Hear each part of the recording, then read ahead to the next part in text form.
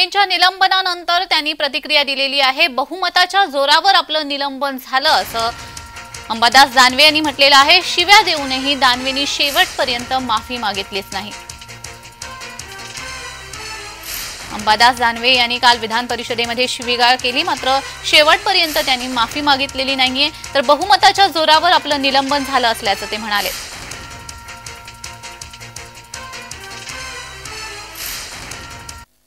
मला असं वाटतं हिंदुत्वाचा मुद्दा मांडणारे हे आपल्या सभागृहामध्ये हात नाही करायचा, माझ्याकडे हात नाही करायचा, माझ्याकडे हात नाही करायचा, तिकडे करायचा, तिकडे करायचा, तिकडे करायचा, तिकडे करायचा,